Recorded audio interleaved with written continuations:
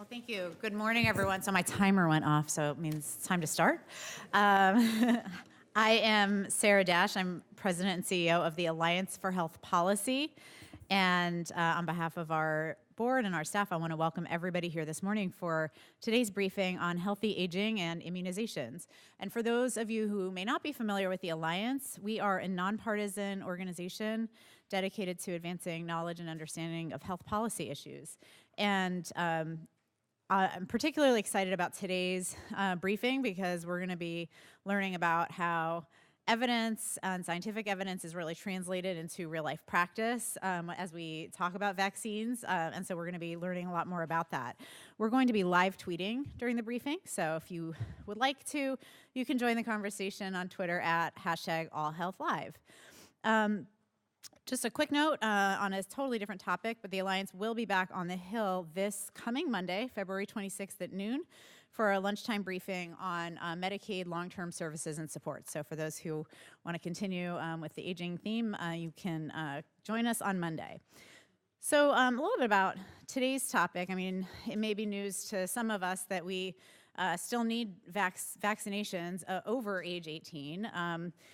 I kind of knew it, but once we started going into the details of this briefing, I didn't realize quite the extent of it. So, and yet, despite high rates of childhood vaccination, rates of adult vaccination remain very low.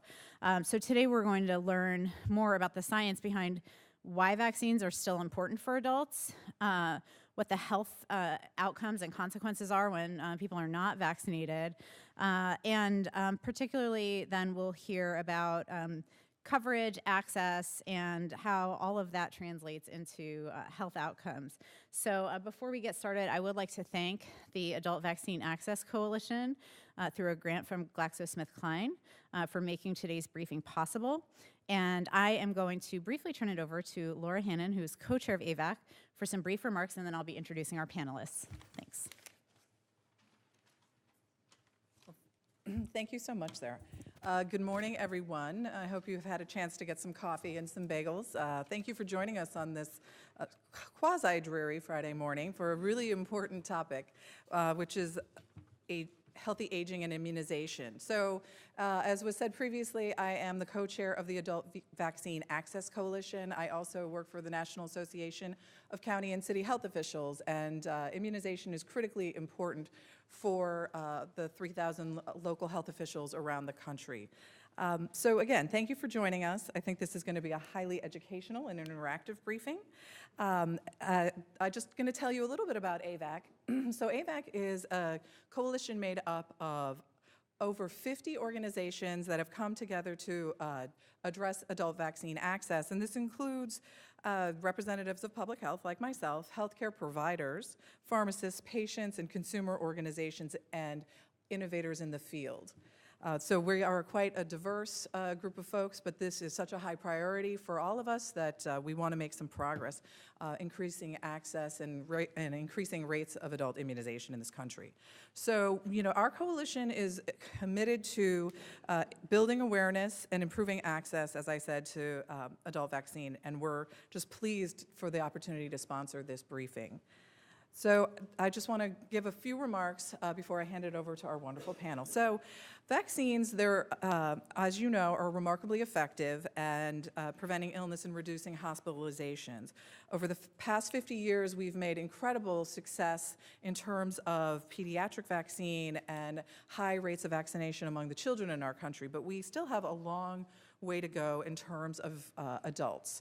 And there's a variety of reasons why we still have a long way to go, but I'll talk a little bit more about that. So we've been very successful in terms of having vaccines available and reducing or eliminating dangerous and deadly infectious diseases in terms of polio, measles, rubella, pertussis, and chickenpox. But despite this success, we still have a long way to go with protecting adults.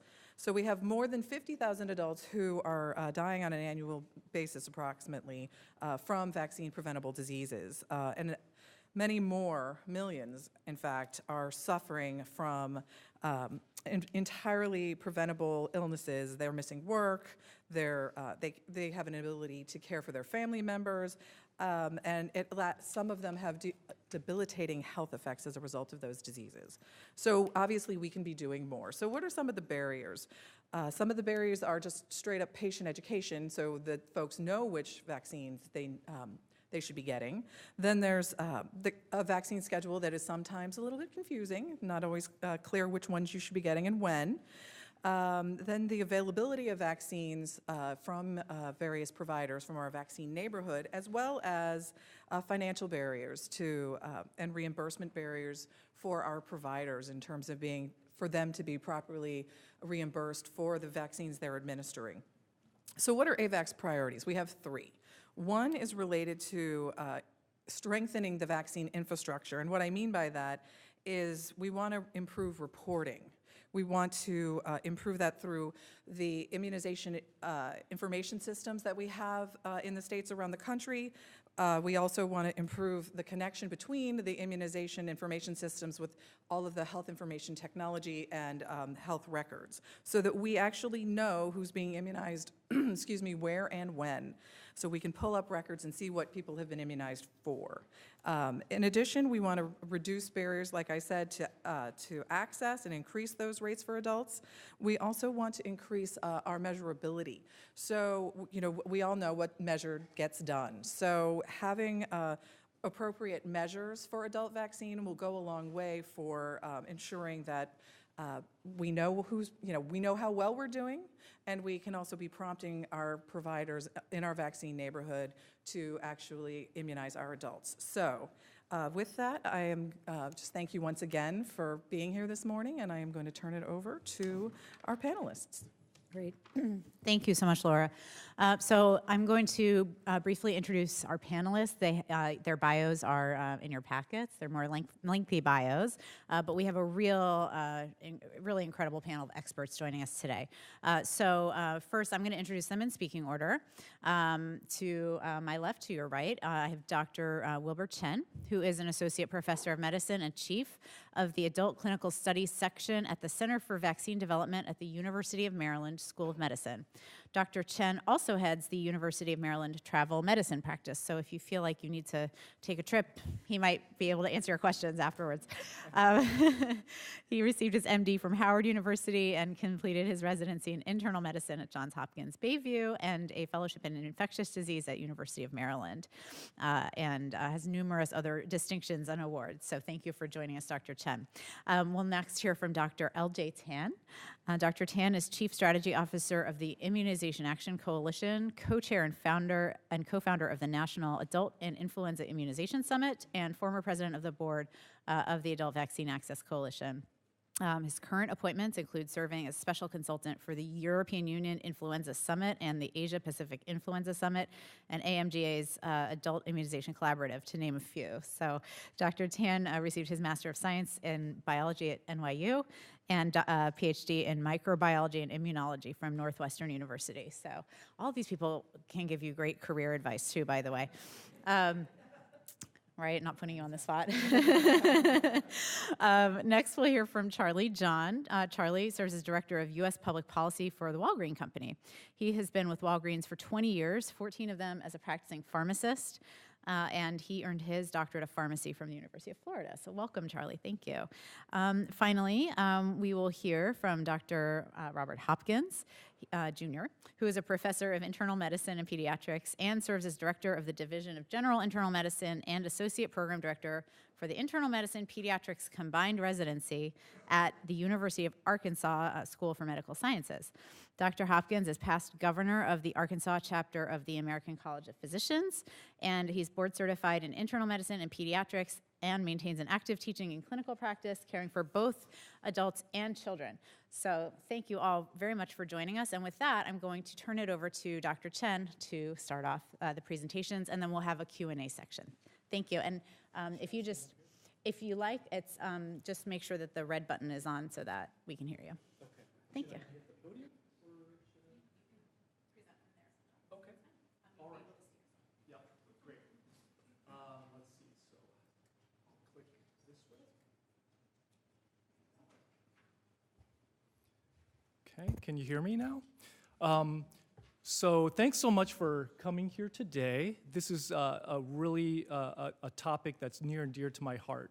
So first I want to lay the groundwork and try to answer the question why healthy aging might be important. So if you look at the statistics for the aging of the population here in the US, this is CDC data, you can see these two lines. And what you're seeing is a line for the 65 and overs, and a line for the 85 and overs. And what you'll notice is that, here we are, by 2030, we'll have 71 million older adults, and I'm defining that by 65 years of age and older, which consists of 20% or more of the total population here in the US. And that's expected in and of itself to increase healthcare spending by a quarter of what it is right now. Let's see, I'm having trouble here. Okay. Sorry. By 2050, that's expected to increase to 90 million, and of which the proportion of older adults, which is 85 years and older, will be much higher, 20 million. So we have a growing problem, perhaps, or a growing pleasure because we're going to have older folks in our population. And this is a consistent trend that you're going to see globally as well, so it's not just a phenomenon here in the US. So I think healthy aging is going to be a very important issue in the decades to come. So there's a problem here in that there's something called immune senescence, which is a scientific term, but what it really means is that as we age, the immune system ages as well. These effects don't just happen chronologically. There are a lot of other reasons why there's aging of the immune system, and it could be because of comorbid factors and other things. But in general, we say around age 65 and over. What does it mean? Well, the effects are that you have increased incidence of certain infections, you have poor responses to vaccinations in general, and you have, when you get infected, you have poorer outcomes. So that is an important thing as we think about this aging population. There are a number of vaccines that are available specifically for the aging, and I'm highlighting 3 that I'll cover today, but there are other vaccines that we want to think about to cover this aging population. And there are some vaccines that are also under development that we'll not discuss today, but are important for a research agenda. Now, influenza is the big thing that perhaps people are thinking about these days. And so what I'm showing you is this U-shaped curve, which is what we describe, because what you see is the mortality and morbidity, hospitalizations, medically attended clinics for illness, and deaths due to influenza occurs over an age spectrum, and you can see that it's highest from earliest of childhood out to when people reach about 65 years of age and older. And you can see that both in this figure and also in the table as well in the mortality rates. And so what you'll notice is that approximately 80 to, and oftentimes greater than 90% of the mortality occurs every year in the older adult population. So this is very important. There are influenza vaccines. So despite the fact that you hear about these flu vaccines perhaps have less efficacy, no vaccination is far worse than a vaccine that at least has some partial efficacy. So we have a number of vaccines that are available. You'll see the 2 last bullets, the high dose and the adjuvanted vaccines are actually specifically targeted for the older adult population. So this is important perhaps that if you don't know, but the preference is that there is no preference in vaccination in that we all say that it's a missed opportunity if you don't get vaccinated at all. So what do these vaccines do? We know that they can reduce influenza illness, which could be mild, but it could lead to hospitalization and it could lead to death, certainly. We also know that influenza can be associated with bringing on heart attacks and strokes as well. So vaccination serves a number of purposes, especially as we're thinking about the older adult population. Now, in 2016, uptake of influenza vaccination among the older adult population was only 67%. Our goal for Healthy People 2020 is 90%. So we're not close. We're getting there, but we need to get better. And actually, the numbers of uptake have been around 65% for many years. So we're not really making a lot of headway. Pneumococcal disease is also another important entity where you can see In the gray lines here, I'm not sure if it projects well, but the incidence for mortality is also that U-shaped, where it's early on in childhood, and then you see this rising incidence as we get older as well, and it starts to increase when we get 65 years of age and older. Hospitalizations also follow for pneumonia, which is one of the common causes of pneumonia is the pneumococcus. So you'll notice that there's a higher incidence among older adults. The majority of the case fatalities occur among older adults for this particular pathogen as well. We have 2 different vaccines that are available. Both vaccines are to be administered. There is, some people say that it's a little bit confusing, and that's because the recommendations by the ACIP have changed over the past few years. But I think that, in essence, the recommendations are easy to implement if you understand the basic underlying philosophy behind it. And the reason for vaccination is because we want to reduce that mortality, this invasive disease that's associated with it, as well as pneumonia. Uptake in 2016 was only 20% for this particular vaccine. And again, our goal is to have 90% of the population. I think our goal should be better. We should aspire to 100%. But again, we're only at 20% here. So I think that this, again, raises the specter for us to have room for improvement.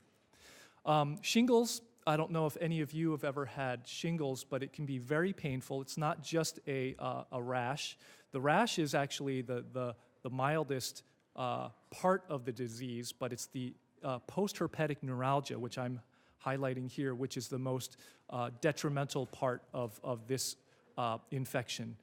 There are more than 300,000 cases per year, but you can see that the rising incidence of shingles, and in the darker bars is where there's post-herpetic neuralgia, where there's about 50% of people who experience shingles will have post-herpetic neuralgia, which is a debilitating, painful disease that can occur for months at a time. So it is very debilitating.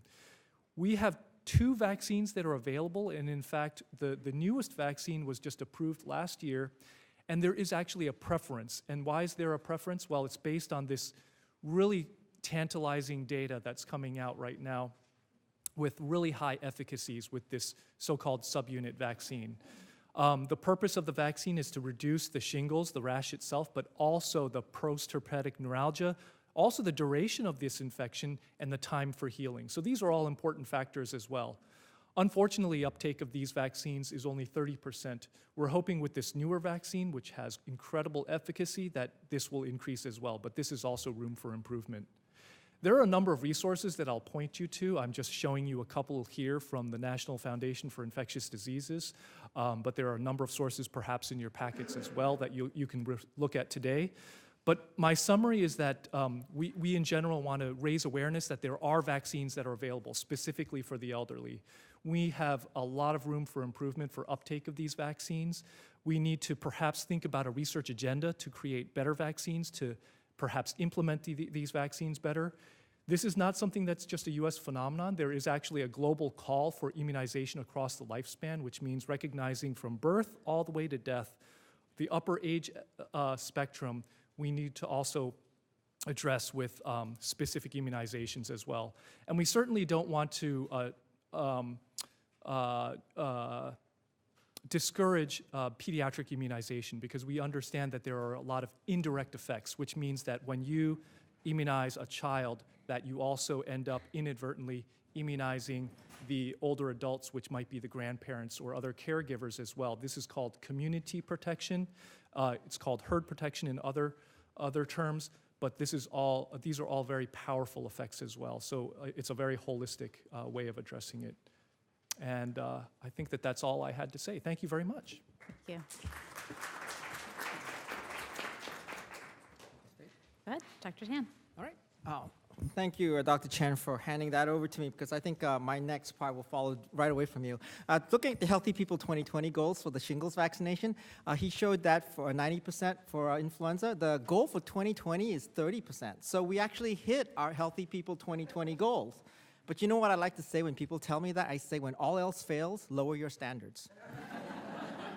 But now I'm going to turn it over to and talk a little bit about, the coverage issue, because you heard Laura talk about the fact that one of the challenges we have with getting people vaccinated is actually a lot of patients, don't want to be out of pocket. They don't want to have to necessarily pay for vaccines, and the cost of adult vaccines sometimes is a barrier for both providers giving it as well as patients getting vaccines. So I'm going to actually quickly talk about the coverage issues that we see with payment and reimbursement from both the patient perspective as well as from the provider perspective.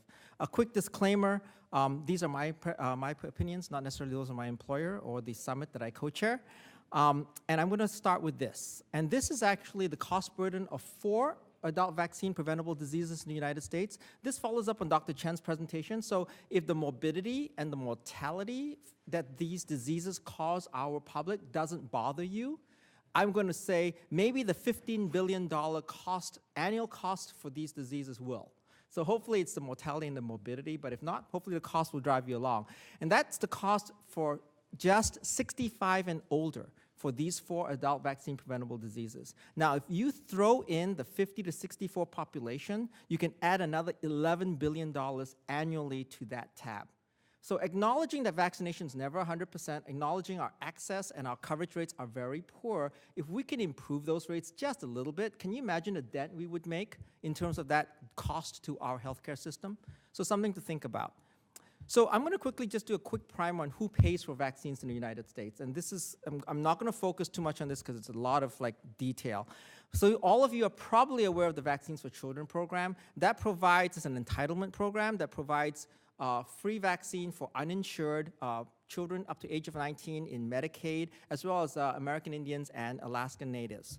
And if you're an underinsured child, in other words, you have insurance, but your insurance does not pay for vaccinations, you can get covered by the Vaccines for Children program in the federally qualified health clinics. The one I'm going to quickly spend a little bit more time on is Section 317. And Section 317 is an annual appropriations program, and actually it is fundamental to not just immunizations for older adults and adults, but also for children as well, because it is the major funding source for our immunization infrastructure in the United States. If that infrastructure goes away, we will not be able to get vaccines into the arms of people. We can have all the vaccines we want, but a vaccine is useless unless it gets into the arms of our patients, and so that's kind of where a lot of that funding goes. It has this, and unfortunately, it's been stagnant for a long time. So that's one of the big programs that it's an annual appropriations process that we keep focusing on because that funds our infrastructure. For obviously our 65 and older Medicare, it's a big deal. It covers vaccines for those 65 and older. Flu, pneumo, and hepatitis B are covered under the Part B of Medicare, and then all other vaccines are covered under Part D, as in dog. So for example, the shingles vaccine that Dr. Chen mentioned is covered under Medicare Part D. And then finally, I'm going to just end here and talk about the private sector. In private sector, what's really interesting is that the way vaccines get paid is that the price of the vaccine gets negotiated between the provider and the distributors and the manufacturers of the vaccine. The payment that the provider receives is negotiated with the payers. So you pay, you get paid. But for providers giving vaccines, you do not get paid the way you do for pharmaceuticals. With pharmaceuticals, you write a prescription, the patient takes it to a pharmacy and gets their drug.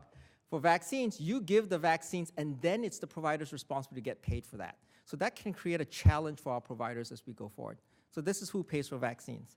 Just to remind people, the Affordable Care Act has mandated that all ACIP recommended vaccines are to be provided to patients at no cost sharing.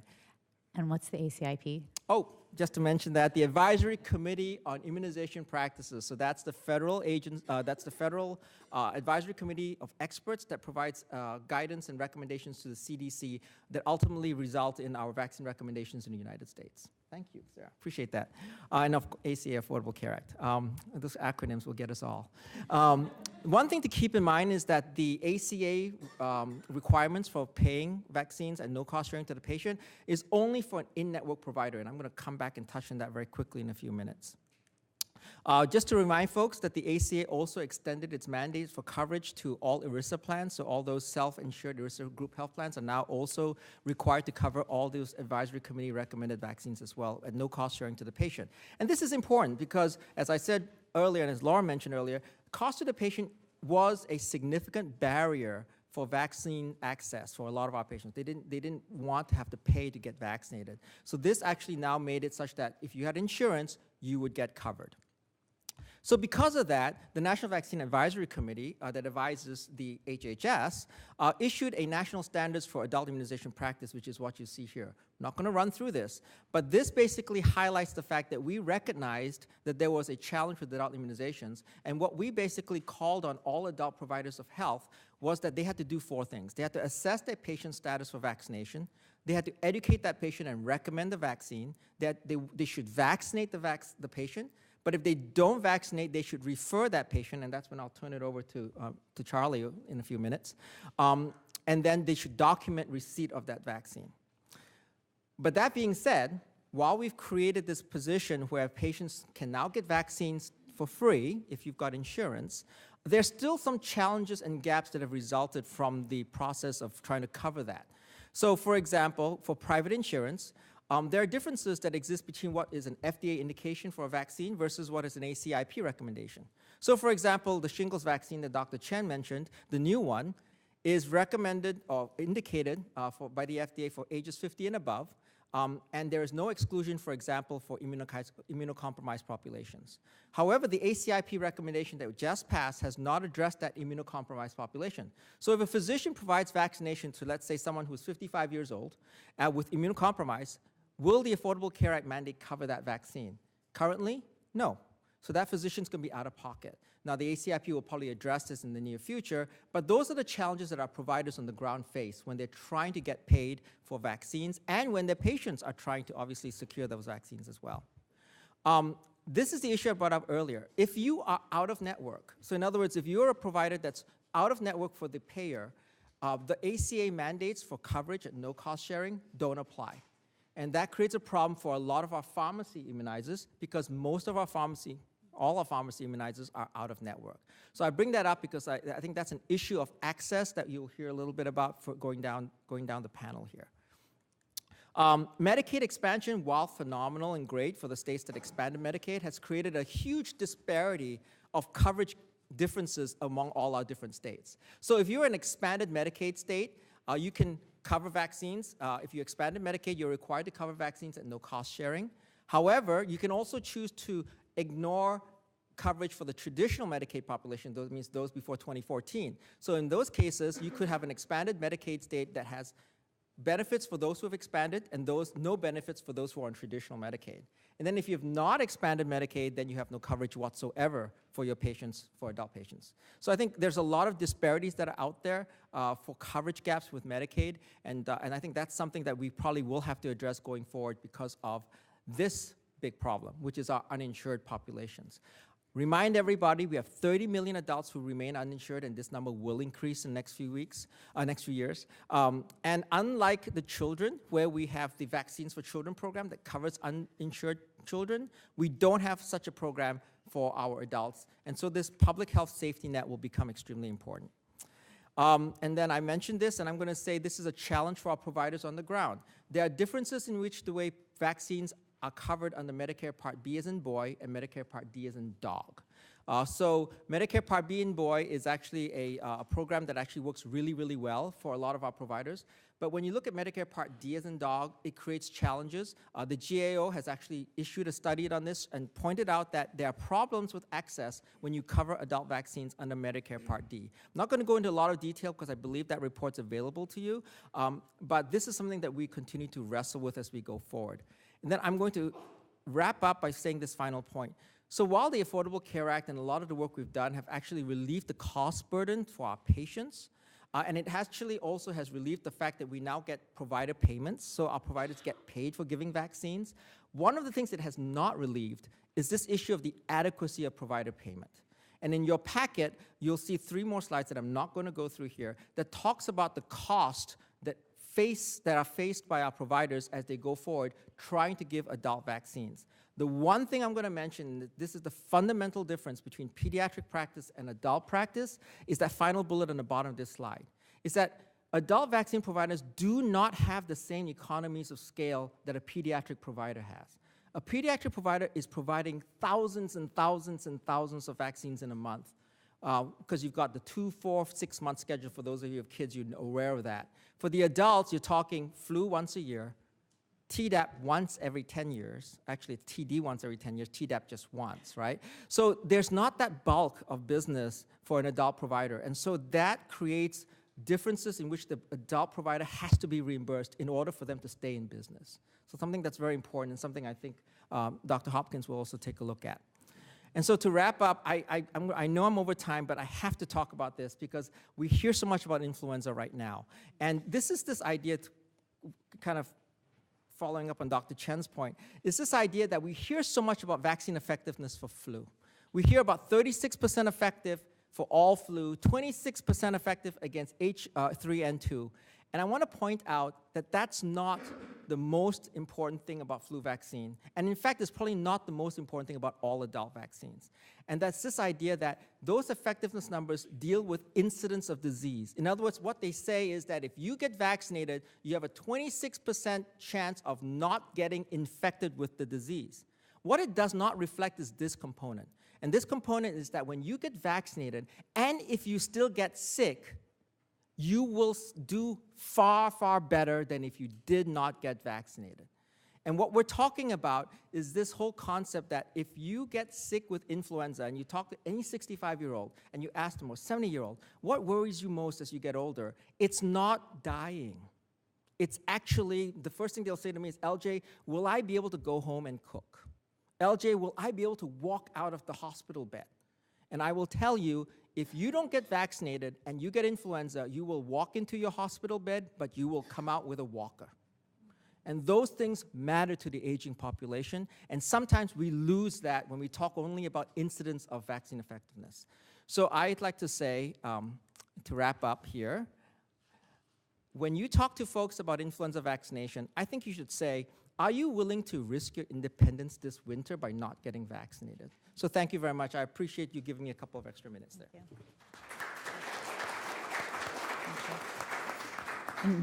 Dr. Tan, thank you for making those points about the added disability. And I think perhaps, as we talk about Medicaid and Medicare, and as those of you, think about those programs and kind of the downstream effects, this is obviously all interconnected. So thanks.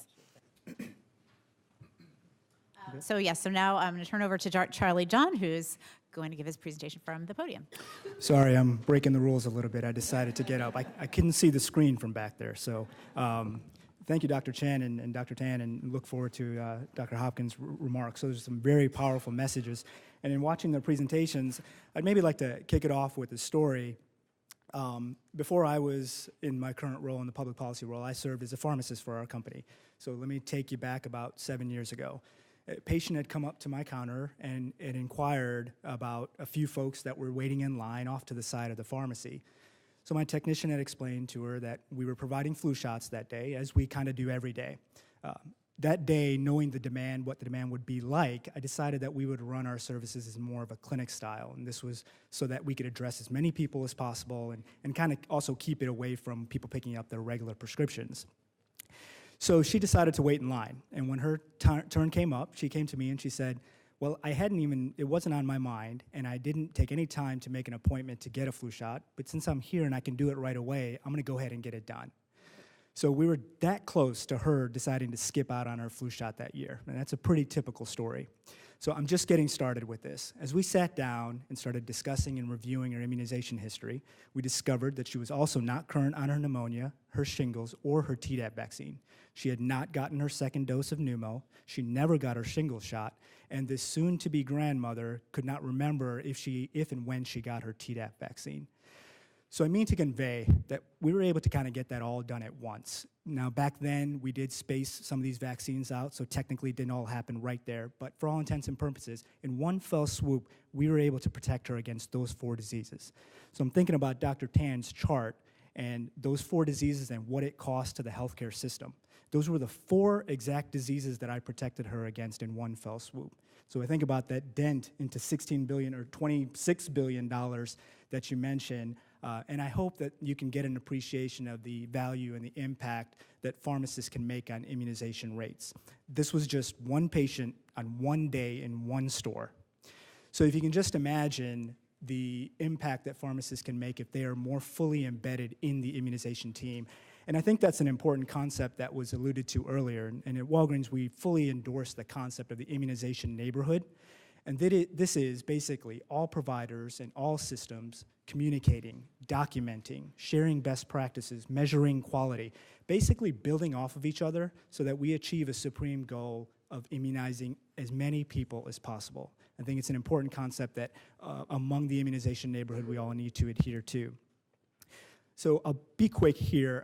Many of you are probably familiar with your pharmacist and their role in dispensing medications. You've probably gone to a pharmacy to receive an antibiotic or a different medication. They dispense that to you. Back when I started, 14 years ago? It's a long time now. That's mostly what we did.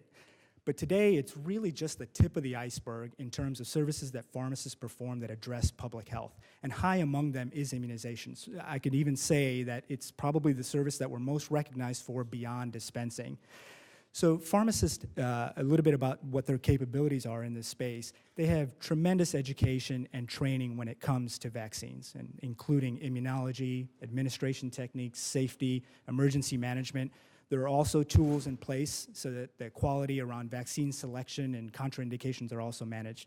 And additionally, many companies like ours and many others will go to great lengths to make sure that there are resources, not only clinical, but strategies to help our pharmacists improve immunization rates. And this includes collaborating with physicians, community-level engagement, and participation in coalition activities like that of AVAC so that we meet those goals. And this all helps our pharmacists to effectively operate and execute on an immunization program.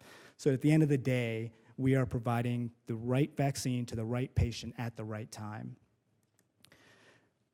Now, the first time I had administered immunizations to my patients was back in 2008.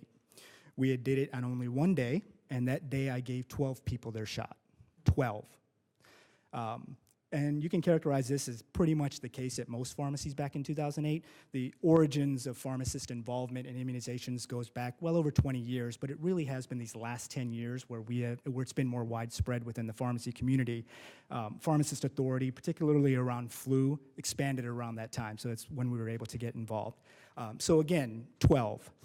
So we came back and took those limited learnings from that time. We created more of an outreach and execution plan. We partnered with entities like HHS on the community immunization program. And the very next year, we provided 5 million patients with their flu shot.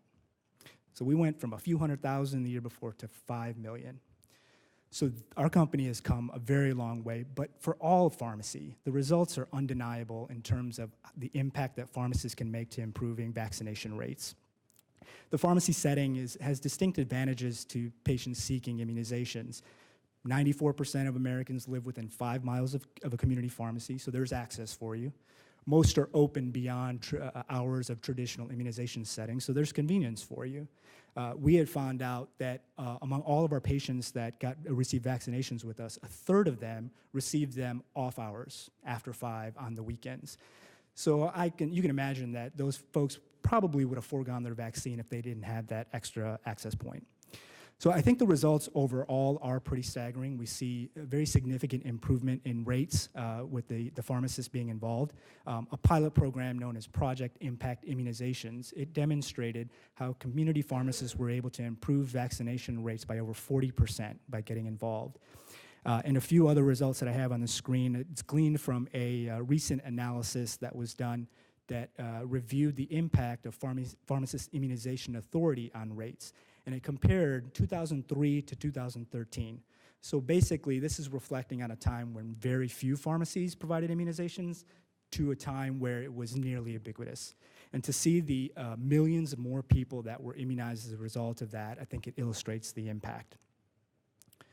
I'll part with a few areas to lessen the barriers for patients seeking immunizations and the policy areas that can maybe address that. We're in a period of high drug prices, and vaccines can also have that effect. We conducted a study amongst our patients. Patients came in, we educated them, or they inquired about getting a vaccine, and they decided that they were probably going to get it. And after we went through the process, at the end of the day, they actually decided to walk away from getting that vaccine. And what we found out is the number one predictor of their abandonment was the out-of-pocket cost. So we don't want that to be the narrative, because in the end, it's going to cost us a lot more. So we are supportive of policies that can lower the out-of-pocket costs for vaccines. Also, eliminating any holes in Medicare coverage for vaccines at pharmacies, and Dr. Tan was just alluding to that. You don't want to be in a situation where a patient comes to your pharmacy, you educate them on a vaccine, and they're ready to get it. They say, I'm ready to get it done today. And then you have to say, oh, well, wait, I can't do that for you right now because it's not covered under your plan. You can bet that that lessens the chance that that person is eventually going to get vaccinated.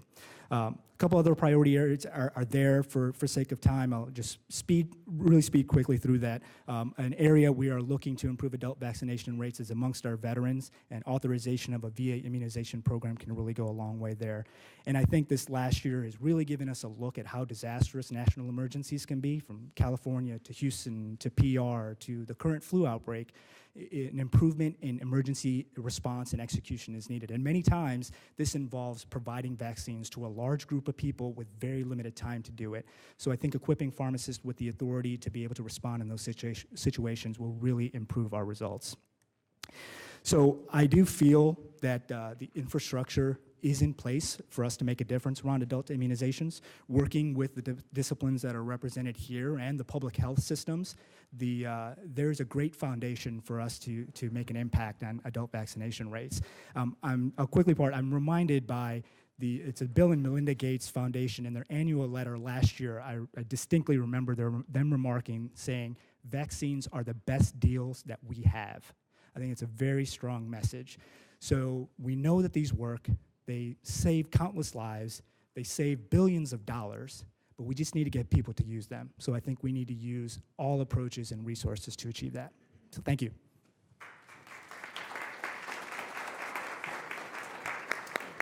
And before we hear from Dr. Hopkins, I just want to kind of tie together a couple things. Dr. Chen, you mentioned, immunizing children can help kind of with the herd immunity for adults. And then Charlie, you mentioned that the woman who came in and you made sure she had the Tdap vaccine, which is the tetanus, diphtheria, pertussis, grandmother-to-be, presumably, right, because that protects and personally as a pregnant woman, I now know that Tdap is very important because, right, the child will get pertussis otherwise, or could increases the risk, right? So I should let the experts talk, but just to point out the two go either way. All right, so now we'll hear from Dr. Hopkins. Thanks. So critically important point that you make, though, is where I want to start off. And I apologize for all the words on my slides, but we've talked a lot about individual benefits from vaccines, and that's absolutely critical. But we can't forget that we're also aiming for benefit beyond the individual when we talk about vaccinating adults as well as children. There's a concept out there that many of you may have heard of called herd immunity. I prefer the newer modification of the term community immunity because we're humans, we're not cattle. The reason that this is important is when each of us gets a vaccine in our arm, we get benefit for ourselves. We get benefit within our home for those that are in our family that we may not give the vaccine-preventable illness to. We also, if we have enough of us vaccinated in our workplace, may prevent workplace illness. If we have enough vaccinated within our community, we may also protect those in our community from vaccination. So community immunity is a concept that if we vaccinate a large proportion of people in our community, we reduce the overall incidence of that disease in the community. And that's a second critical point that we have to remember about vaccination. But if there are segments of your population, maybe a cul-de-sac that people are not well vaccinated, and somebody gets exposed, that community immunity is not going to provide effective protection when you have a group that may object to vaccines or not get vaccinated. So community immunity is a concept that's important, but we need to get vaccination throughout our community, and we need to get through these ideas about vaccine objection or vaccine hesitancy that can also adversely affect our population. So what is this concept of vaccine hesitancy? Well, we've had people that have been hesitant or objecting to vaccines going back to when Edward Jenner first started using smallpox vaccine in the 17th century. This trend has gone up and down over the years. There are lots of reasons why people might object or not get vaccinated. I've outlined a couple of things here. But really it boils down to all of us, the community, those in government, those in public health, those in healthcare, pharmacists, physicians, and others, need to make sure that we all have the same set of messages about vaccine value, about vaccine safety, and about vaccine benefits to individuals and communities. Not only prevention of disease, but reduction in disability and reduction in spread to others within our communities. All important for us to remember when it comes to vaccination and protection of our communities. Now, we talked a little bit in some of our earlier presentations from Dr. Tan about this vaccine supply process. I've kind of outlined graphically how the vaccine process may work in a physician's office. This could be similarly represented for a community pharmacy. The vaccine has to be purchased. You have to make sure you store that vaccine appropriately. Whether it's refrigerated or frozen depends on the particular vaccine. You have to have a commercial unit with temperature monitoring. You have to have an uninterruptible power supply so that you don't have that power go out in your office, the vaccines are spoiled, now you've wasted all that money you've invested on vaccines. If something happens that you waste vaccine, that's an X, that's vaccine loss. That's money lost in a practice or in the pharmacy. You have to vaccinate the patient. You have to make sure you get the right vaccine into the right arm at the right time. You need to document that vaccination. If you don't document it, it potentially is seen as it didn't happen because the patient may not remember whether they've gotten that particular vaccine, particularly if it's a one-time vaccine or a vaccine you might get every 10 years. Hopefully we're going to remember the flu vaccine that you've had this year. Finally, you need to bill for it, and then you need to get paid for the vaccine. All of the X's in this diagram indicate places that the practice can lose money because they haven't taken care of all of those steps. So if you do all of these things correctly and you vaccinate your patients who have insurance that covers for those vaccines, you potentially can break even or even make $1 or $2 vaccinating in your office. The problem is for our seniors, many vaccines, Tdap and shingles being the most importantly, are covered by Medicare Part D. Medicare Part D does not pay physicians for anything. Medicaid Part D is a pharmacy benefit plan, so if a Part D vaccine is given by a pharmacy that is a participating pharmacy in that plan, it gets reimbursed. Won't happen if it comes into my office. So for me to be able to give a Part D vaccine in my office, I have to have a collaboration with a pharmacy that they either give the vaccine when I send a prescription over, or they give the vaccine and send me documentation back so I can record that in my record. So there are lots of holes in this system. We might call it a collaborative rather than a system. So the last part of my talk is basically just to give you a bit of a feel for what are the important issues that a practicing physician in an office, in a hospital, those of us that living in the community or in a nursing home might think about regarding vaccines. So you see here, increasing provider vaccination. Vaccination of everybody within the office setting is a first important step that probably doesn't happen as consistently as it ought to. Many organizations, including the American College of Physicians and the American Academy of Pediatrics, that I'm a member of, have a policy that all healthcare providers within that group should get vaccinated. Many hospitals across this country apply to the standard of the Joint Commission that all healthcare providers within that hospital system should be vaccinated. But there are many small offices where that may not happen. So if you don't have everybody in the office vaccinated, there's the potential for spread of disease, influenza as an example, within the office. So my first slide is we have to think about vaccination of the providers in the office, because if you talk the talk and you're not walking the walk, you're less likely to vaccinate your patients effectively. My second point is thinking about in the office setting, how are we going to make sure that we vaccinate our patients? It goes back to that flow diagram I had earlier. You have to have vaccine available. You have to have buy-in with the team. You have to make sure that you appropriately vaccinate your patients, you document it, and you make sure that you continue that process in a long-standing way. Next is in the hospital setting. I hope none of you have been in the hospital or your family members haven't been, but in realism, we recognize that many have. In the hospital, as you all know, lots of things are going on at one time. It is important that anybody that's hospitalized during flu season get a flu vaccine if they haven't already had it that season. It's important that anybody with chronic illness that's in the hospital get a pneumococcal vaccine. Oftentimes those things don't happen because all of the other things going on in the hospital get in the way, so to speak. We're taking care of that pneumonia or taking care of that inflicted foot ulcer. So having a policy and standing orders in place to help that happen is going to be very important in a hospital setting. In long-term care, unfortunately, many of our population are in nursing homes or rehab facilities. There are some states that by law require that everybody that works or resides in a long-term care facility be vaccinated.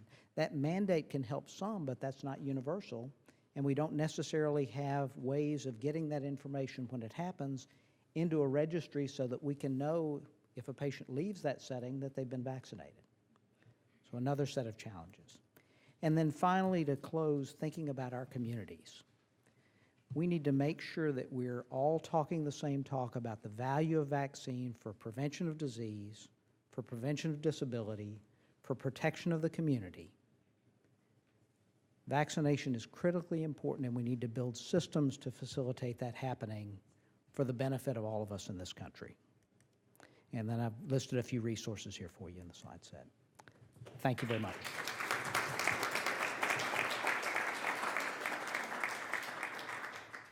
Thank you all for your presentations. They're really informative. And we're going to go now into an audience Q&A session. So if you have a question, feel free to raise your hand. We have one already. First of all, thank you for this panel. This was wonderful, brief, and very consistent. I'm really delighted. What I'm even more delighted about is the back cover of the brochure that you have, financial barriers to immunization. I don't know whether everybody got it, so I want to show this picture. There are not only financial barriers to immunization, but there are also psychological barriers. And if you think about the articles that you read in mainstream media, like the daily newspaper or so on, whenever it comes to immunization, you see these little tiny cute babies being vaccinated, crying like hell, screaming like hell. And I think that is an unnecessary psychological barrier. I was delighted to see this happily being vaccinated woman. So if any of you have influence, if you give talks to journalists or so, make sure they have the appropriate picture in that article and not, these disasters, these little kids.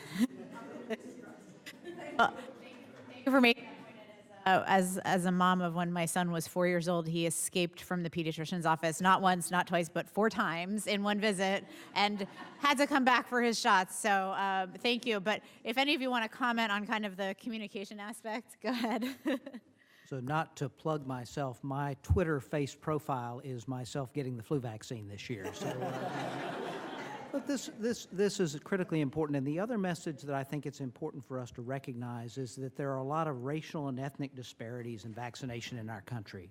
And so it's important not only that we show that vaccination can be given in a non-traumatic fashion, but it's important that we recognize that we need to vaccinate all segments of our population, regardless of race, creed, origin, language, or whatever other variable you want to pick out.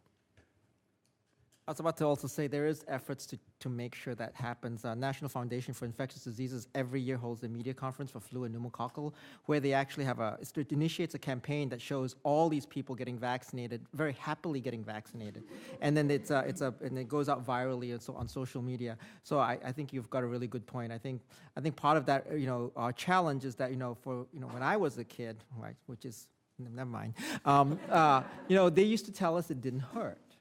And then I think that was the challenge, right? So when physicians tell you that it doesn't hurt and then it hurts, it undermines the credibility of, what else you're going to tell me about the vaccine. So I think we've now realized that, and we say, of course it hurts. It's going to be a pinch, but that's okay, because then think of all the great things you get out of that. So I think you're right. It's about psychologically delivering a message that makes sense and it obviously carries. So thanks. Just a quick point. I think it's important to acknowledge that those feelings you have as kids can carry over into adults, and that's what we're talking about here. Maybe not being scared of the needle, but a lot of the other things that are involved, you keep in your mind, and that lessens your enthusiasm or interest in getting vaccines. And so I think it's important, not only as health professionals, but as parents and guardians for these children, to make sure that they understand how important and valuable that immunizations are. I have 3 kids who have been getting their immunizations over the last few years, and I have similar stories that Sarah just described, that they were scared at the beginning. But it is so cool. I've been able to tell them about how important it is to stay healthy and be protected by a shot. My kids are actually excited, and they stand there, and they're brave, and they get their shot. And yeah, it hurt a little bit, but they were so thrilled, and I was able to give that message. So that's just what we need to do as professionals and parents, too. And I'd like to follow up on the point about regional ethnic disparities, because several of you made that point, and I think it's an important one. And can you comment on, how much of that, and maybe it's hard to quantify, but, is due to differences in insurance coverage, insurance rates, et cetera? And can you talk about the trust issue, though, as far as, trust in particular communities? And thank you. I think that there are clear differences in vaccination rates that have been demonstrated from the CDC data. In African American communities, typically vaccination rates are significantly lower than Hispanics. Hispanics are significantly lower than Caucasians. Interestingly, Asian Americans in a number of the studies have higher rates than some of the others. I think there are a number of issues that play into it. Part of it is access to healthcare providers. Part of it is coverage related. And there are tremendous differences in trust among different communities. I think there have been many examples where there are reasons for people to lose trust historically. And I think it's particularly important that within whatever setting you're in, whether it's a pharmacy, whether it's a community health unit, whether it's a private practice, whether it's a hospital, that we need to make sure that the whole healthcare team, from the person at the front desk to the medical assistant to the nurse to the doctor to the office manager, regardless of what their background is, they all need to be speaking with the same message. And not only in the office, but we also need to remember we're all part of different organizations within our community, whether it may be faith-based, community-based, or others. If we're to achieve our goals of better protecting our patients with vaccination, we need to take the opportunity to spread those messages beyond just the healthcare setting. And that's part of why I think efforts like this, on a national basis, hopefully we can all then, to take the cancer model, metastasize the message within our communities, within the other areas that we live beyond when we wear our neckties. Did you want to say anything? No, go ahead. I'll follow up to that, and all those statistics are so true, and it's important to think that, or to know that we have to start doing something about it, and that can make a difference. I had mentioned the partnership that we do with HHS on providing vouchers for their community immunization program. I participated in this not only as a pharmacist, but also when I was supervising the region out here and having all of our pharmacists participate on it. It was amazing to me, it was stunning to me to go out into these communities, and these are folks that are uninsured or underinsured, but pretty much they basically didn't have a place to go to get an immunization, and they couldn't afford it anyway. So this was really bridging those gaps. But to hear the information coming from their mouths as to what they think about immunizations and why they don't think it's important, or I don't have a place to go, or I can't afford it, it's unbelievable how many of those folks are out there.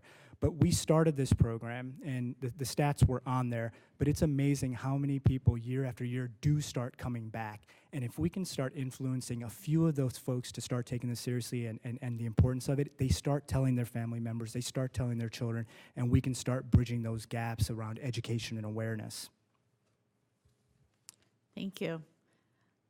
Question from the back, yeah.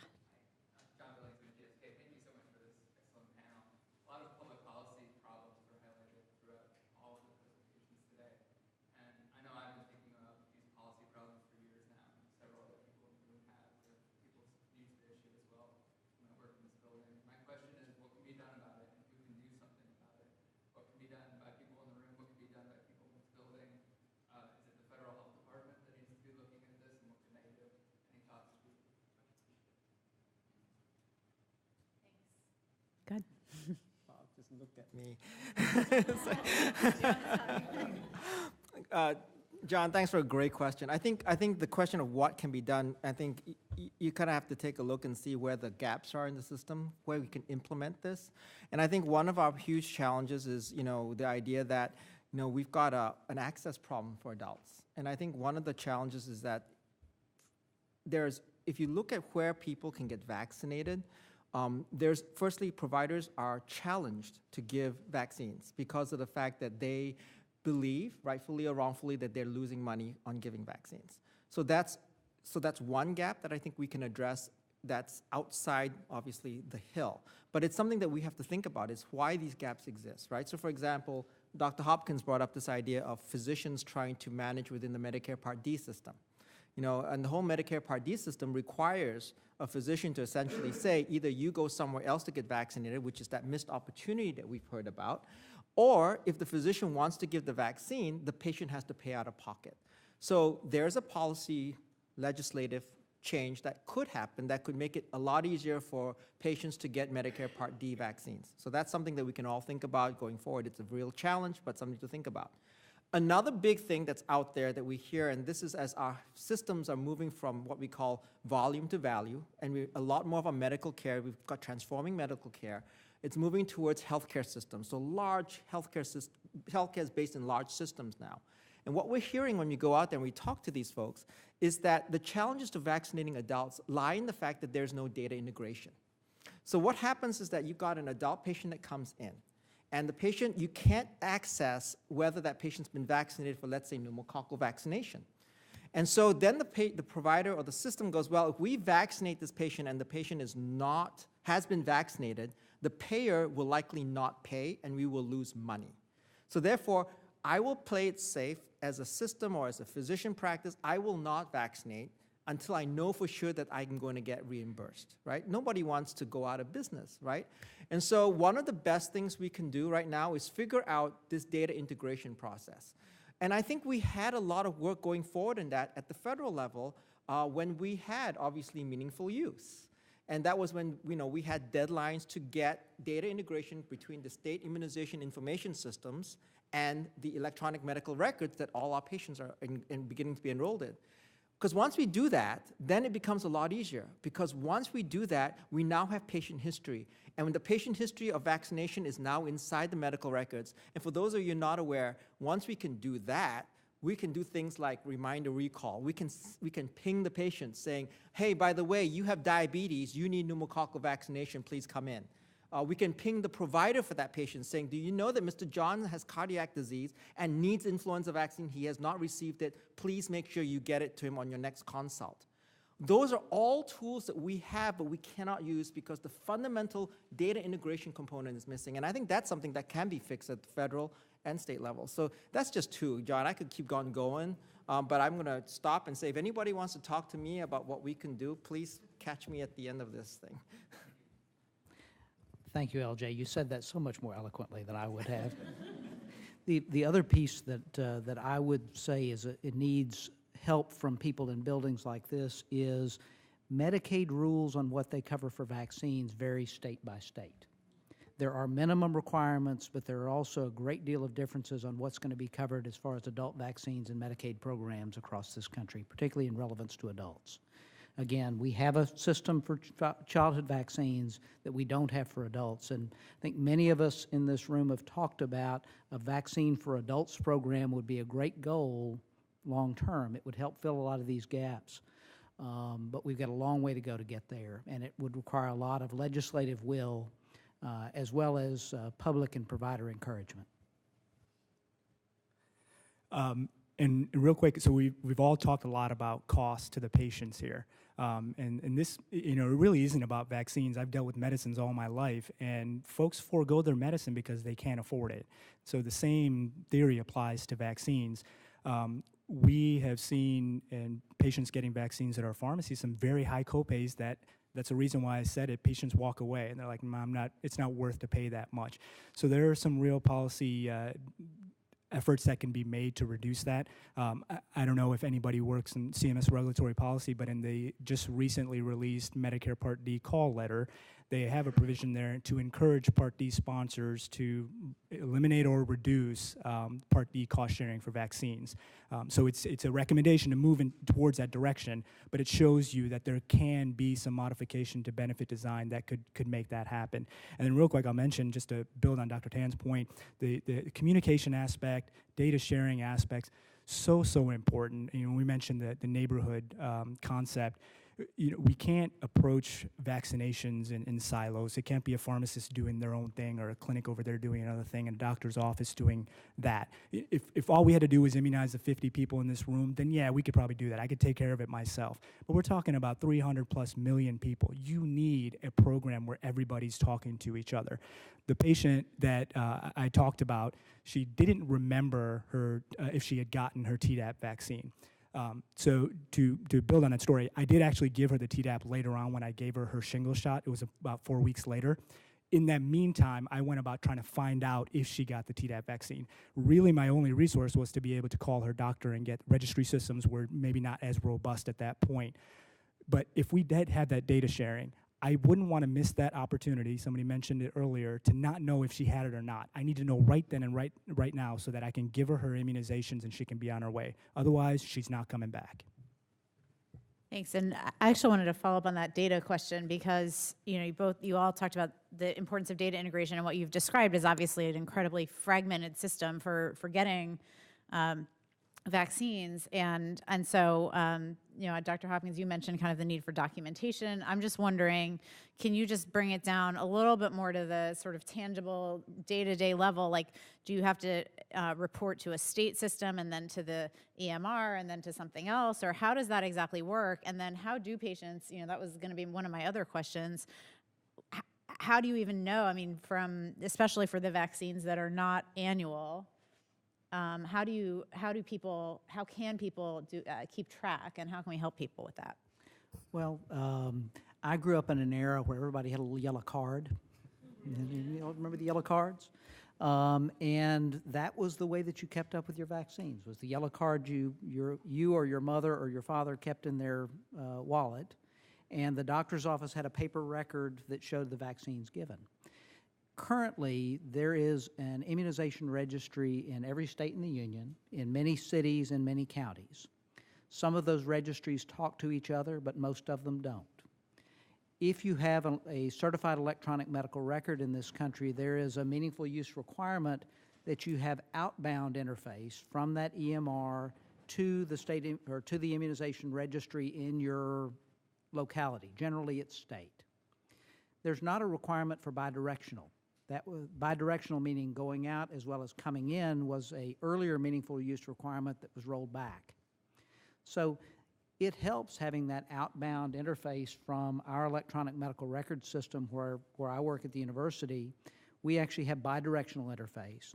What we do for information from our pharmacies in my area don't report to the registry. They're not required to, but if my patient is vaccinated at, and I'll use Dr. John as my left hand, at a Walgreens pharmacy, the pharmacists in our area are very good about asking, who's your primary care physician? If he finds out that I am the primary care physician, I'm going to get a message coming in through our pharmacy interface to say that they were vaccinated with what vaccine, when, what the lot number was, and then I can, at the back end, enter that into our EMR, which goes to the registry. But that's a manual process. If they're vaccinated at some other facilities, either from a mass immunizer or some small mom and pop pharmacies or other areas, they may not get anything that's put anywhere that I can see as the primary care physician. So there are a tremendous number of holes in the process. How much adult data is in the vaccine registries across this country varies tremendously. Some states have a lot of adult data, some states have almost none. It's required for childhood, but it's not required for adults. Yeah, I'll just add, I think today this is our new yellow card, and we're really working to provide patients their information so that they can take charge and be activated about their health. So within our app, we're trying to add a lot of capabilities for patients to do that. But there is this just basic concept, and I know it's a lot easier said than done, but you have to have connectivity. You know, each physician office uses their own EHR, and they may be on a different system, and some connect and some don't. Pharmacies are not required to report to immunization registries. We pretty much all do. We may not be able to report to all states, and that's because there are some of these technological barriers that exist that don't need to really exist. We could probably minimize those and simplify those things and make that happen, make this seamless. So we need to have connectivity in our mind. Whatever we can do to make that happen, let's get the policies below that in place to achieve that. You know, I still tell people routinely that are in my office, you know, we're giving you this vaccine today. I want you to take your cell phone out and take a picture of the immunization screen. Keep that. I want you to keep your problem list and keep your medication list on your phone. That way you've got it. If heaven forbid, you're in Washington, D.C. and you're in a car accident and you need this information, at least it's there on your person, and more likely for you to have the data than for somebody to try to go figure it out somewhere else. I think this is one of the things that we got to figure out also. It's not just at the federal level, but also at state levels, that we need to figure out how to incentivize all providers reporting to the immunization registry and also make it easier for that to happen. So some of the meaningful use things that Dr. Hopkins talks about would have been, especially the bidirectional flow requirement, which now has gone away, would have been really useful for that. So that's something to think about going forward. The other thing I also kind of remind people about the registry is that there's validation in that process which needs to happen. And so while these apps, and nothing against the Walgreens app because I use it, it's great for personal information, it's not validated with the registry, and that data has to be validated in order for that vaccine to be recognized as good. So that's a challenge. So the validation process is something that still has to think about. I've always, because registries kind of exist at the state level, and I can understand that there's ownership of that data, I've always been one to think about how can we get all our states to think about a cloud. How do we do cloud computing with our registries? And I know there's a lot of resistance to that, but that's something that I put out here for controversial thought and process. So I think it's something that's interesting that we can think about. And then, it's interesting because I was told this by a friend of mine who works in finance, and we have this great conversation about IT. Health IT in the United States, it's really interesting because, health in the United States is I understand it's now like an $80 billion per year industry. And what's remarkable is that if we apply the health IT framework and technology that we have to finance, your ATM withdrawal would take 3 days. On the vaccine hesitancy question, you said there's all kinds of different factors why people have that. Has there been any shift in kind of how you're thinking about talking about this? Because clearly, facts just don't work. And in fact, make people more stubborn about it. Just do not believe you. So have you been thinking about how to change your message? Well, there are a number of different things out there that play into vaccine hesitancy and vaccine objection. And probably one of the best diagrammatic ways I've seen it referred to was done by an author by the name of Tara Hale, H-A-E-L-L-E. Shows that it's really a spectrum. You've got those that are at one end of the spectrum that are the hardcore anti-vaccine evangelicals. At the other end of the spectrum, you probably have folks that just don't have a whole lot of knowledge. And in between, you've got people with various levels of objection to disinterest, to trust issues, and that type of thing. And I think it's important for clinicians and for those of us that are advocating for this issue to do two things. Number one is you have to be a diagnostician when you're speaking with somebody about vaccines. I need to be able to look, listen, and feel, so to speak, the patient that I'm talking to and figure out where they're coming from first. If you're a hardcore anti-vaccine person that's evangelical that vaccines are bad or dangerous or evil, I can speak until the cows come home, pardon my southern expression, about any aspect, and I'm not going to get anywhere. In my view, that's somebody that you probably need to say, I'm sorry you believe that. The facts are not in accord with what you're saying, and step away with respect. With that said, if it's somebody that doesn't have good knowledge about vaccines and the benefits, we can talk about knowledge and benefits. If it's someone that's motivated by their family or their community, you know, a grandmother that says, no, I don't want that flu shot or that other vaccine, but she tells you that she's getting ready to go visit her grandchild, we talk about the benefits of that vaccine to the grandchild and to the rest of the family. Oftentimes that's going to be a motivator more than it is talking about the benefits to her. So if you diagnose what the challenge is first, you're much more likely to have an effect on that individual. And I think that's something that is easier to do when you get a bit of this gray stuff in the hair. Many of my younger residents and students have a harder time with that concept. They say, well, we just tell them it's good. That doesn't get us there. You know, I have to jump on that, Rob, Dr. Hopkins, because I think this is the challenge. And I think, you know, what we're realizing is that, you know, we train our physicians incredibly well, and we train them with a lot of information, and they have so much training, but we don't train them on risk communication and risk management. And what it has become for vaccine confidence, it's not an issue of science, as you have pointed out. It's an issue of risk management, risk communication. And so this is where I think Bob's pointing out is that I think, you know, as you get older and you get grayer, and I'm grayer than you are, Bob, you know, you figure out how to listen to your patient, right? Which is what you're trying to figure out. Listen to the patient and then react to that patient. And the patient body, as Bob's pointed out, is this idea, this middle ground. You know, this is the middle ground that you're trying to wrestle for. And the message is not one size fits all, which is why it's so challenging. And that's the cardinal thing about risk management, right? You can't do a one size fit all type component. I do vaccine confidence trainings, and one of the things, you know, with the younger physicians, one of the things, you know, one example I'm going to give to you all, it's a great story, is, you know, I give a scenario training where I say, okay, so let's say you now have a patient in front of you, and you basically, it's a young man, and he says, you know, I'm not going to get the flu vaccine, and the reason I'm not going to get the flu vaccine is because, you know what, I got my grandmother to get her flu vaccine, and guess what, she got the flu from the vaccine. So what's your first thing that you say to this patient, this young gentleman who's concerned about his grandmother sitting in front of you? The doctors, 98% will say, well, your grandmother couldn't have gotten flu from the flu vaccine because it contains inactivated virus. So she definitely didn't get flu from the flu vaccine. And I would look at them and I said, all right, did you just hear what this young man had told you? Why didn't you just start with, so how is your grandmother? Right? So those are the things that we're now trying to build into that communication process. And I think it's, I think Bob would probably, Dr. Hopkins would probably say, I think it's, you know, there's so much that we're asking all our providers to do, right, including our pharmacists, that it's just one other thing that we now have to figure out a way to put that in there.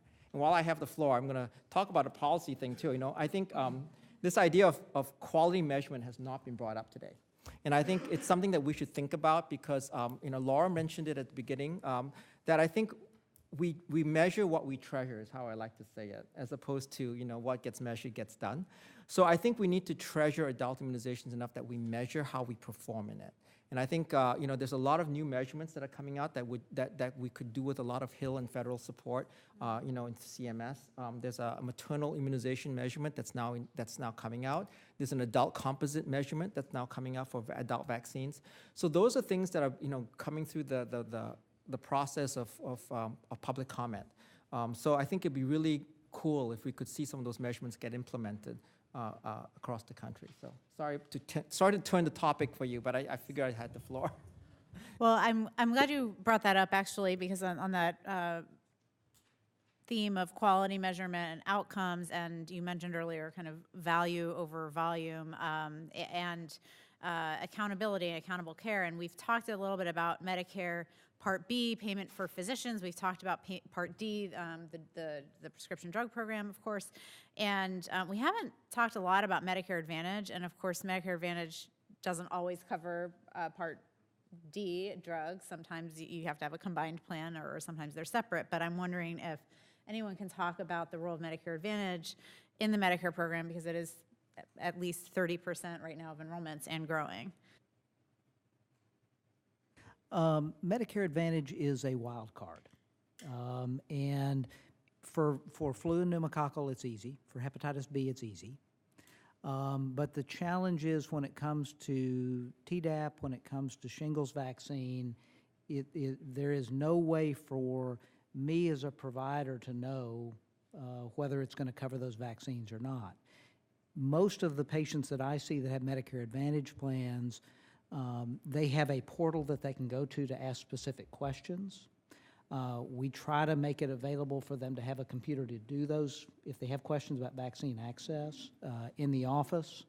But there's not an easily transparent way of answering that without going to their particular plan. We try to keep up with the one or two most common ones that we see patients in our practice, but I think in my practice, the last time I looked a few months ago, we had 14 different Medicare Advantage plans that were supplying coverage to a large number of patients in our practice. And there's just not a good, effective way to keep up with all of those. I'm going to just pop in here and talk about the policy of Medicare Advantage plans, because I think there's some policy things that can happen. So I think, so Dr. Hopkins is absolutely right, but I think there are some examples of really some good practices that are going out there. In Utah, there's a healthcare system, and this is why I always go back to systems, right? Volume is going down, value is going up. And Intermountain Care in Utah basically recognized the fact that there is value to be had in vaccinating their adults, including those that were covered under Medicare Part D, as in DOG, the D plan, the shingles, the Tdap, for example. And what Intermountain did was they worked with all their Medicare Advantage plans to essentially say that, through our arrangement, you will cover, without question, all the Medicare Part D vaccines. So that was a policy change that happened in the system. So if you're in the Intermountain healthcare system, you would get vaccinated and it would be covered and you wouldn't have to question it and the provider wouldn't have to question it. And so the vaccinations happened and their rates went up. So I think those are the things that, policy-wise we can think about. That happened at the state level with one healthcare systems, but I think we need to start working with healthcare systems to thinking that way. And it's economies of scale are what allow you to have those negotiations at those levels and make policy changes. I think that's one opportunity that may be out there for this growth of accountable care organizations, is they're going to give a bigger opportunity to potentially negotiate across larger populations of patients with Medicare Advantage plans or others. And I'll say, we don't deal a ton with Medicare Advantage, certainly the Part D side if it's a combined plan. But I think when we talk about quality measurements and things like that, there is a basic disconnect on why sometimes we can't incent quality measures. But I think Medicare Advantage can kind of sort of bridge this gap. And I think as we see maybe Medicare Advantage perhaps moving into the quality payment program space, we're going to see some more formalization of this. But we mentioned the vaccines that are covered under Part D. And then the chart shows you how many billions of dollars are saved from vaccine-preventable disease in those regards. Well, the Part D plan never really sees that, right? Those savings are going to be realized in Part A and Part B.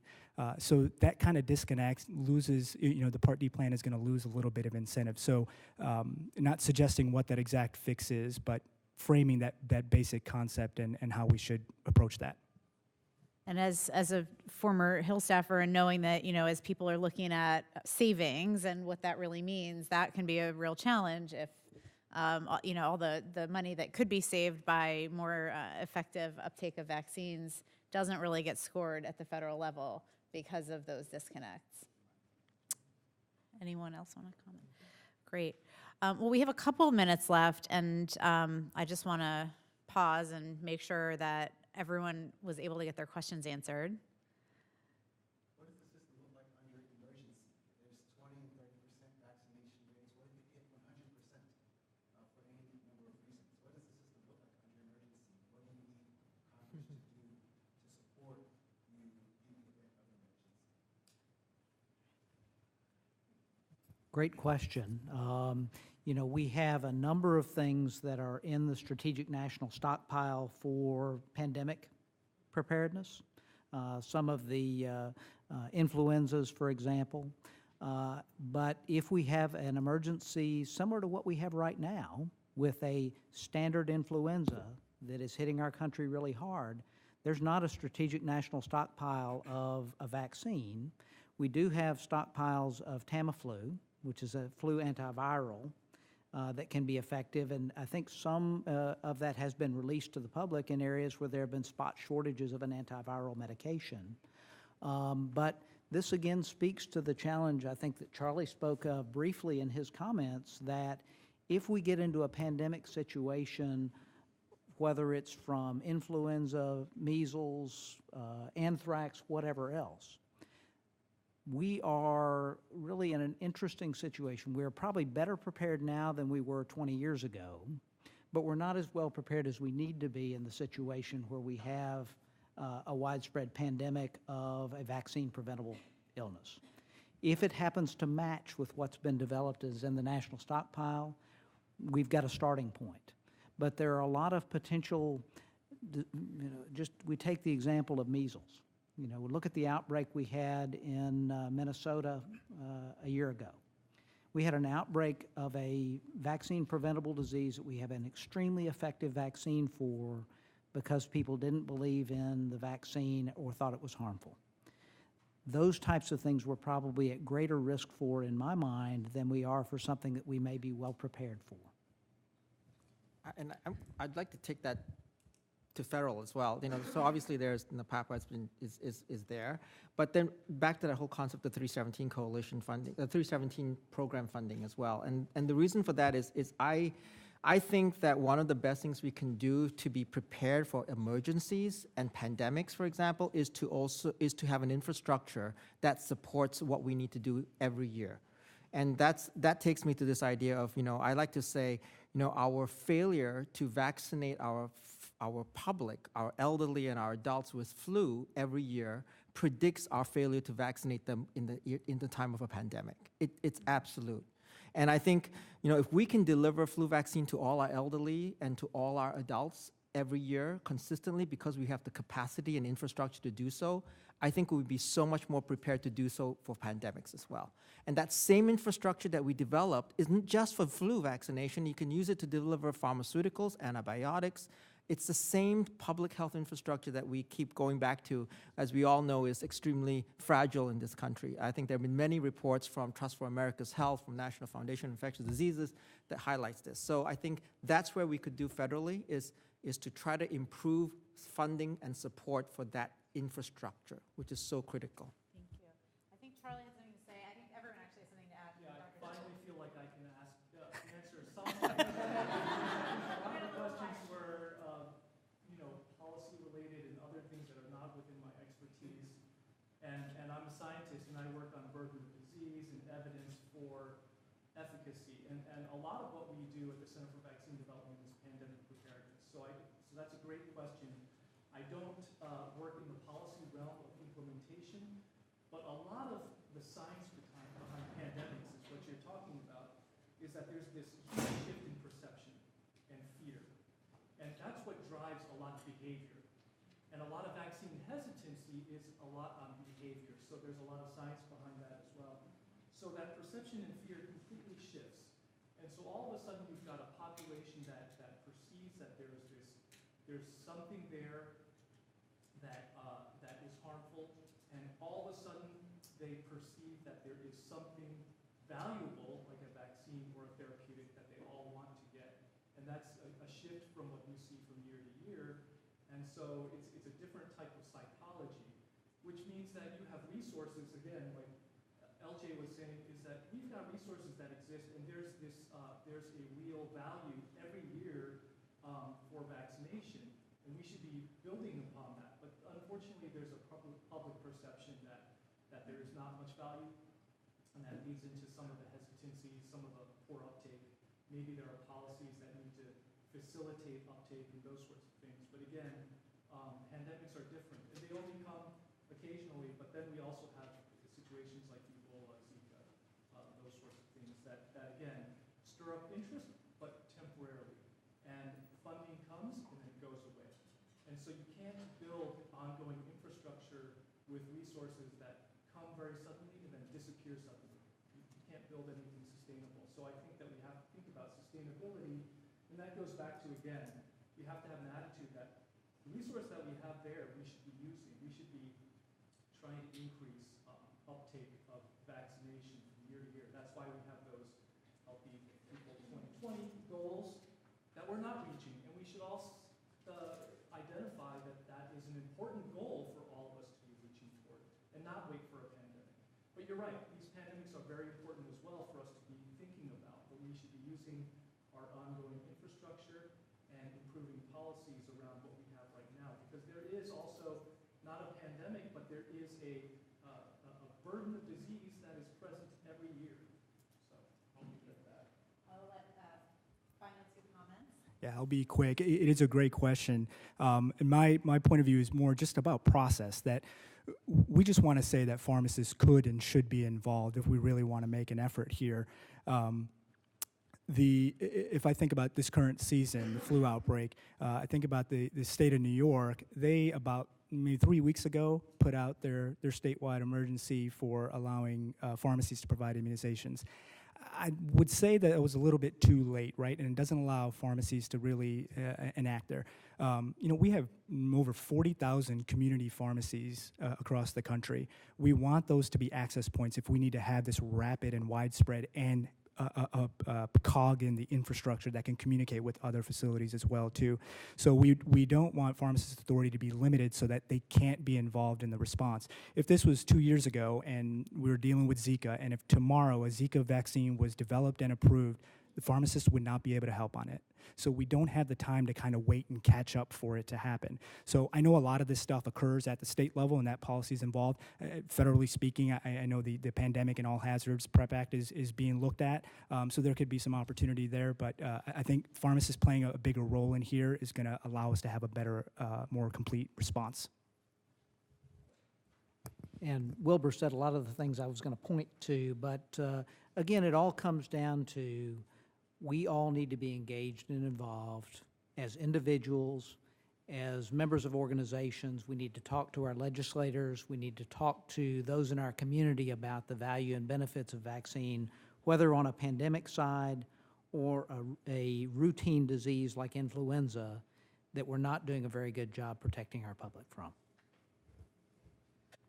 Well, thank you all. You've taken us on a real journey from, as the phrase goes, I guess, bench to bedside, or from the science to the actual shot in the arm that people need, and then beyond to the impact on health and community and lives. So, we've learned about the high-tech things that need to happen, from interconnectivity to the low-tech, just pure listening, to the payment reforms that might be needed, and then the practical implications of those. So thank you all. I want to thank everyone in the audience for coming, and once again to thank the Adult Vaccine Access Coalition and GSK for their support. And before you're going to join me in thanking our panel, but please, before you leave, there's a little blue evaluation form in your packet. We're all about data and quality metrics at the Alliance for Health Policy, so please fill out your blue evaluation form and suggest future topics for briefings that you'd like to learn about. So thank you to our panelists, and thank you to all of you.